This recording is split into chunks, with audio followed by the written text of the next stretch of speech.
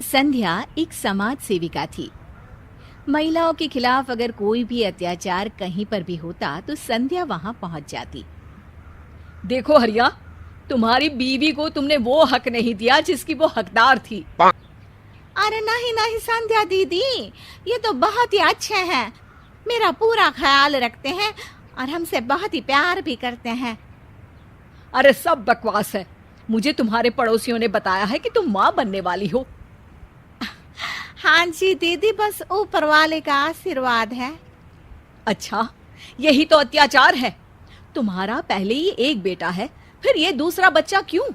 अरे बच्चे को पैदा करने में पूरे 9 महीने का समय लगेगा, फिर उसकी देखभाल, पालन पोषण। क्या तुम इसके लिए तैयार हो? हाँ जी दीदी, बात तो सही है, लेकिन क्या करे, एक बिटिया हो जाए तो परिवार पूरा हो जाएगा ना। यही सोचकर हम लोगों ने बच्चे का फैसला किया था। अरे ये अत्याचार है, महिलाओं के खिलाफ है ये आदमी। क्यों आखिर यही बेचारी बच्चा पैदा करे? अरे वो क्या है ना, ये तो कुदरत का नियम है दीदी, हम तो कुछ कर ही नहीं सकते। कर सकते हो, क्यों नहीं कर सकते हो? सभी हैरान होकर संध्या को देखते हैं।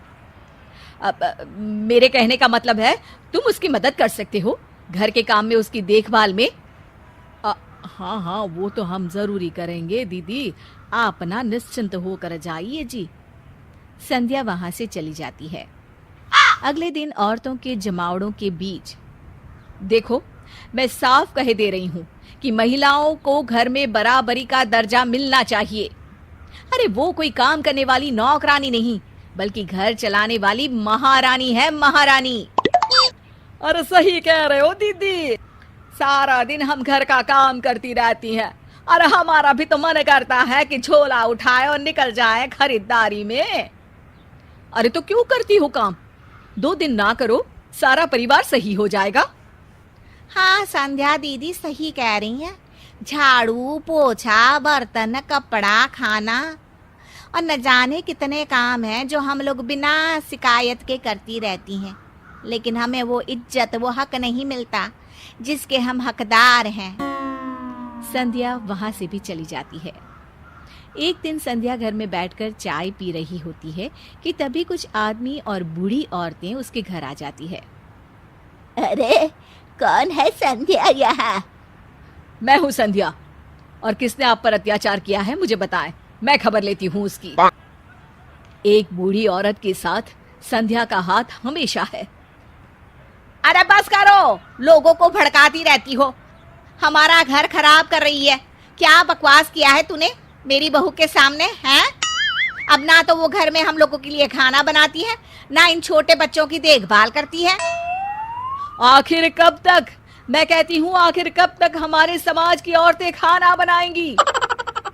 अरे ठीक कह रही है बहन जी, अब हम एक काम करते हैं, हम घर संभाल लेते हैं और औरतों को कहते हैं कि बाहर से पैसा कमा लाए।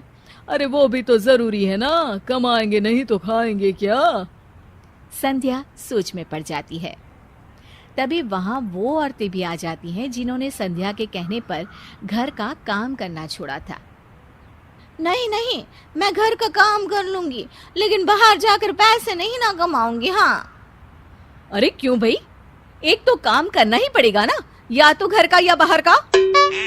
हाँ बहू, पति पत्नी गाड़ी के 2 चक्के की तरह होते हैं, दोनों मिलकर ही तो गृहस्थी चलाते हैं।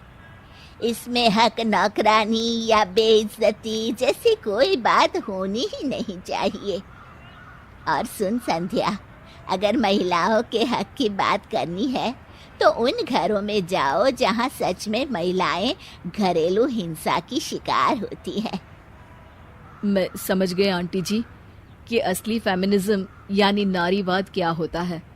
मैं आगे से ध्यान रखूंगी कि मेरी कही बात सिर्फ हवा में फेंकी तीर ना हो।